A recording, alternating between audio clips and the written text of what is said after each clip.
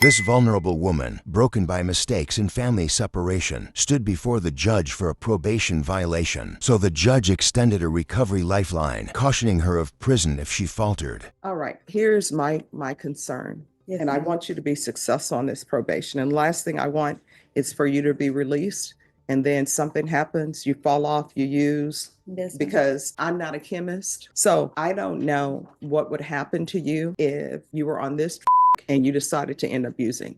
So I do want a placement for you. Lifetime Recovery is a very good program. Okay. Can I say something? Sure. I've been locked up for like, going on 5 months. Mhm. I've never been away from my family this long. I lost my grandfather and I feel like a horrible daughter being away from my mom can't be. I know that I made a horrible decision. I feel like this Bear County broke me. I want to go home.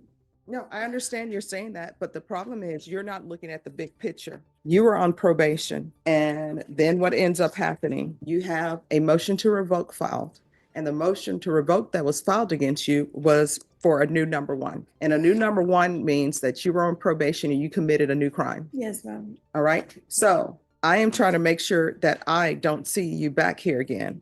Sometimes we don't face the consequences on the front end. Sometimes we end up facing them on the back end. You're looking at potentially 5 years in prison if you're unsuccessful. Roxanne San Miguel or Karen Munoz? Yes. All right, if you come down.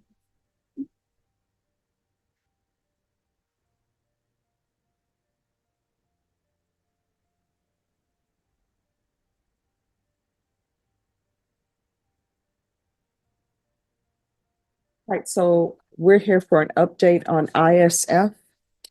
And on this one, Mr. Garahan, I think defense is requesting that the ISF be removed. Yes, Your Honor, I've discussed it with probation. They've confirmed that she cannot go to ISF with the medication. We've had several women in the jail that have been sent there and they've been sent back because they have the same medication. What I'm recommending the court is either lifetime recovery or intensive outpatient. I'm leaning toward intensive outpatient. I think she's very motivated to get on with her life. Well, what medications are you on and what are the medications for? I was not aware of this program. When I got to jail, I was there about 3 weeks, and it's an antagonist for opiates. It's a whole program with the recovery motion that I'm taking, and the medication it's a blocker. So it's just no withdrawal, no break. Absolutely, it just makes you have a life basically. So Better you- than methadone. Like So you know the name of the medication? it's called Subutex. Okay. And how long have you been on this medication? 3.5 months since I got to jail. 3 weeks after I got to jail. And this program that you're in, if you're released, do you have a case manager to work with you on the dosage? Christine Denning, she's the probation officer that heads up the MAP program. All right, Christine, what? Denning, she's in the probation department that runs the program, the MAP program. And also I already have a prescription in my property for when I am released. All right, Ms. Abrams. Yes, sir. So I did get confirmation that Ms. Samuel has been participating in the Joe MAP program and she is receiving that medication. The medication is used to treat opioid use disorder, and unfortunately, all the state programs do not will not provide it.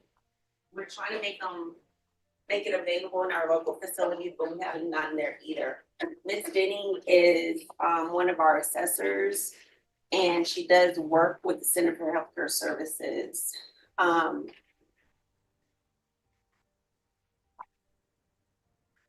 All right, so she will have someone through probation. Is it going to be Christine Denny that follows up?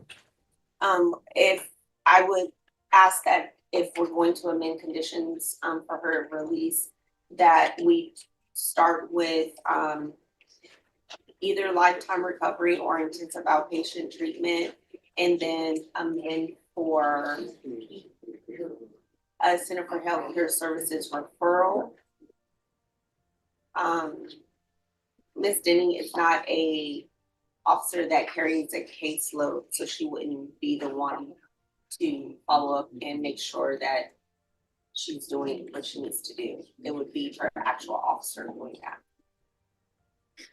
All right. Would Lifetime Recovery accept her? Do we know? I don't know the answer. Judge, we would do the referral process.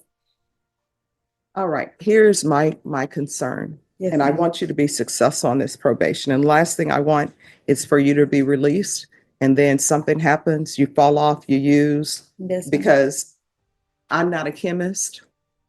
Bashan, even though I was president of my chemist high school class, that of chemistry and physics, that doesn't mean that I'm a chemist or a physicist. So I don't know what would happen to you if you were on this and you decided to end up using. So I do want a placement for you. Lifetime Recovery is a very good program, and Lifetime Recovery won't take them that long to accept you. Okay, Can I say something? sure. I've been locked up for like, going on 5 months. Mhm. I've never been away from my family this long. I lost my grandfather and I feel like a horrible daughter being away from my mom. Can't be. I know that I made a horrible decision. I feel like this Bear County broke me. I want to go home. No, I understand you're saying that, but the problem is you're not looking at the big picture. And the big picture of this is that you were on probation, right? You were placed on probation in 2023. And then what ends up happening? You have a motion to revoke filed. And the motion to revoke that was filed against you was for a new number one. And a new number one means that you were on probation and you committed a new crime. Yes, ma'am. All right. So where we are is there are some judges who would have revoked you and you would have been doing your time at prison, and then you would have been released from prison, and then it would have been, oh, well. Right. Yes. So I am trying to make sure that I don't see you back here again, because who knows what will happen. Either you'll come back or maybe you'll overdose. I don't know. So there are consequences to all of our actions. Sometimes we don't face the consequences on the front end. Sometimes we end up facing them on the back end. But you're looking at potentially 5 years in prison if you're unsuccessful. And everybody will always tell me, and your attorney will tell you, you know what? They find Jesus at the jail, and sometimes they do. And, I'm a Christian, right? So I know that sometimes people do find Jesus at the jail, and sometimes they will never get in trouble again. But then what I can tell you, about 85% of the people, and I've done the statistics, about 85% of the people say they found Jesus at the jail. They're never going to get in any trouble again. They need to be with their family. They want to be with their children. A family member passed or a family member is sick. I want to take care of them. You know what ends up happening? They get released. They go out in the world. They have the best of intentions, but then all of these temptations hit them. It's sort of like when people are on church on Sunday, when they're in church on Sunday, it is great because everybody there is saying they're going to follow the rule, the golden rule. It's going to be great. You pay your tithes or whatever at the church. And then when you're released, Sunday, you're still feeling the glow. Then Monday, something hits you. Tuesday, something hits you. And you forget all about what happened in church on Sunday. And the cycle starts over. So what's going to happen is I am going to have you referred to Lifetime Recovery. And what we'll do, Mr. Young, is we'll bring her back in 2 weeks. If she is not accepted into Lifetime Recovery by that time in 2 weeks, then I'll do something else. And it'll most likely be intensive outpatient treatment. But if she is not accepted into lifetime treatment because she says, I'm not going to lifetime treatment, that's something I different. understand that. All right. So, Ms. Abrams, and I'm sorry, State, do you have any objections to her being The conditions being amended and altered to lifetime recovery? No, Your Honor. All right, so what we will do is we're going to alter and amend conditions.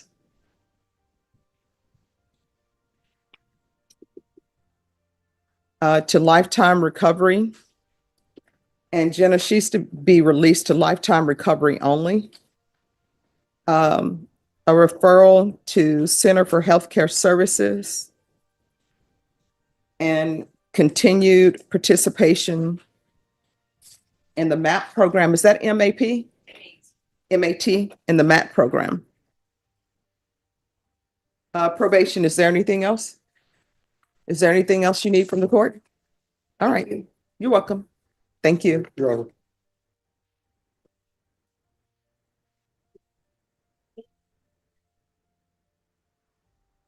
This frustrated defendant, caught in the flames of misfortune, seeks justice after being wrongfully charged with arson despite efforts to extinguish the very fire that burned him. So why are you admitting to committing crimes? Yes, ma'am, because I did evade arrest. So that's eliminating probably one defense your attorney may or may not have for you. I understand that, but I'm just honest with what I did, and it caught some stuff on fire. I bonded out on all these charges. I paid $2,200.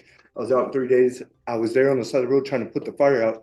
The fire marshal said there's no evidence to charge me with the crime, but Bear County's charged me anyways, and it pulled all my bonds. I got things going on with my kids. I just started seeing my 3-year-old kid. I was just helping them on the side of the road. Well, I got arrested. I got shot with a flare, right? So if there's any way you can look into that or reinstate my bonds, because I was only out 3 days and I wasn't even supposed to get arrested for this. And I'm the one that got shot, look, boom, by a flare, and it caught my shirt on fire. I'm still in jail. You know what I mean?